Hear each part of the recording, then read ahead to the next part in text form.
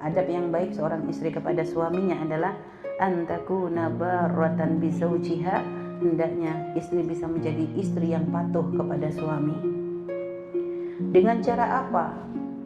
Patuhnya, baktinya, baron itu baktinya seorang istri kepada suami, diantaranya adalah tuqaddimu haqqahu ala haqqiha, mendahulukan haknya suami di atas haknya istri. Kok kayaknya merendahkan wanita? Oh enggak, ini karena kita cari tinggi-tinggian pangkat di hadapan Allah. Karena di antara orang yang paling mencintai, yang mana paling tinggi pangkatnya, yang paling besar cintanya. Dan tanda paling besar cintanya bukan hanya dengan tiap saat ngomong I love you, enggak. Tiap saat ngomong sama suaminya I love you mas, I love you mas. Giliran suruh khidmah ke suami enggak mau. Enggak cukup.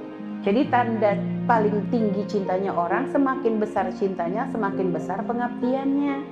Sama seperti cintanya anak ke orang tua ke anak, enggak akan pernah sebanding. Anak ketika mengatakan cinta kepada orang tua, tidak ada apa-apanya dengan cinta orang tua kepada anak. Kenapa? Karena orang tua itu kalau dalam pengabdian kepada anak tanpa batas, tanpa pamrih. Kalau anak masih hitung-hitungan, ranking 1 handphone ya bu, kalau nanti ngerjain ini ya bu, lihat. Anak masih begitu modelnya. Kalau orang tua nggak ada. Orang tua lapar, anak lapar, akhirnya anak kok bisa makan. Yang kenyang kayaknya orang tuanya, padahal yang kenyang anaknya. Yang makan anaknya, yang seneng orang tuanya.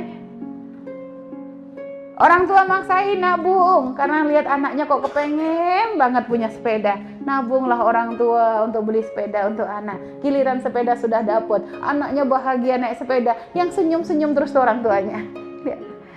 Sampai kadang nangis melihat anaknya naik sepeda senang tuh, orang tua tuh sampai nangis. Yang naik siapa? Yang terharu siapa? Ya itulah karena buah cintanya orang tua kepada anak.